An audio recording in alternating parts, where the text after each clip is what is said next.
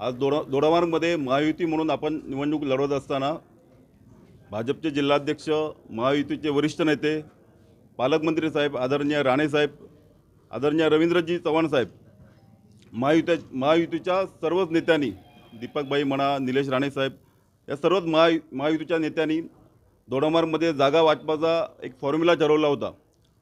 त्या जागा वाटपाच्या फॉर्म्युल्यानुसार दोडामार्गमध्ये माटणे जिल्हा परिषद आणि सातेली बिर्शी जिल्हा परिषद ही भाजपला आली, मणेरी जिल्हा परिषद ही शिंदे गट यांना गेलेली आहे।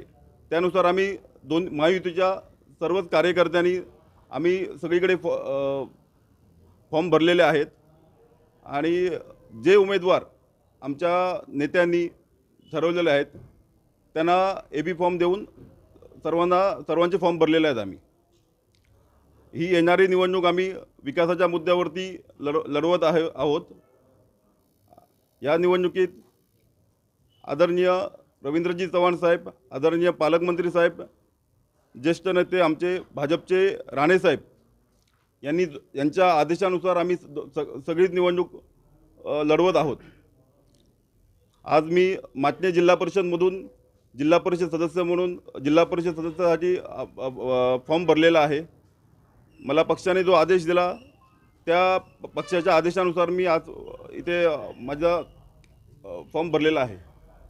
तुम्हाला महायुती लढत असताना महायुतीमध्येच बंडखोरी झाल्याचे दोडामार्गात चित्र दिसतं, या संदर्भात आपण काय सांगा? कशामध्ये म्हणता तुम्ही? कुठल्या मतदारसंघात?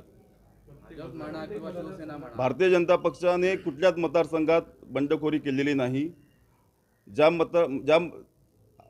युतीचा फॉर्म्युला जो ठरलेला आहे त्याच मतदारसंघात आम्ही फॉर्म भरलेले आहोत।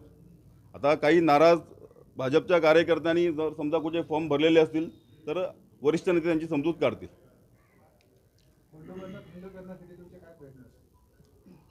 बंडखोर यांनी जे फॉर्म भरलेले आहेत त्यांची समजूत आदरणीय राणेसाहेब, पालकमंत्री साहेब, रवींद्रजी चव्हाण साहेब हे वरचे नेते मंडळी त्यांची समजूत काढतील। कारण काही बंडखोर म्हणण्यापेक्षा काही अपक्ष ज्यांनी फॉर्म भरलेले आहेत त्यामध्ये काही पक्षासाठी खूप वर्ष काम करणारे ज्येष्ठ नेते आहेत, त्यांची समजूत वरिष्ठ काढतील। माटणे मतदारसंघामधून 2 वेळा निवडून आलेले राजन म्हापसेकर यावेळी आता बोलताना भाऊक झाले, या संदर्भात आपण काय सांगा? म्हापसेकर साहेब हे खूप मोठे नेते आहेत।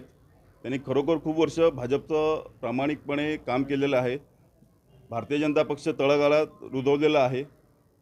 थोडंसं आज त्यांना संधी नाही भेटल्यामुळे थोडंसं ते भावनिक झाले असतील, पण नक्कीच ते वरिष्ठ त्यांची समजूत काढतील आणि पुन्हा एकदा भारतीय जनता पक्ष या दोडामार्गमध्ये 1 नंबरचा असेल असं मी तुम्हाला सांगतो। तुमचा मित्रपक्ष असलेल्या शिवसेनेच्या अनेक लोकांनी माटणे म्हणा, त्याच्यानंतर मणेरी आणि कोणार, साटेली बेळशी या ठिकाणी अनेककडे तुमच्या उमेदवाराच्या विरोधात अर्ज दाखल केलेले आहेत।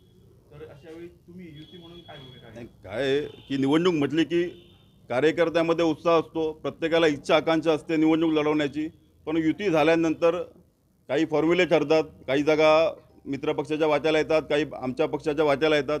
त्यामध्ये काही नाराज लोक असतील, त्याने फॉर्म भरलेले असतील, पण वरिष्ठ नेते त्यांची लवकरच समजूत करून तेही मागे घेतले जातील। महायुती आणि महाविकास आघाडीबरोबर दोडामार्गात 3री आघाडी स्थापन होण्याची चर्चा होती। मगाशी एकनाथ नाडकर्णी बोलताना म्हणाले की हीच ती आघाडी, असं त्यांनी घोषित केलं, या संदर्भात आपण काय सांगा? माझ्या कानावरती अजून असं काय आलेलं नाही, पण असं काय असेल तर मी नाडकर्णी साहेब आमच्यासाठी खूप ज्येष्ठ आहेत, मी साहेबांशी बोलून नक्कीच तुम्हाला सांगेन। थँक्यू।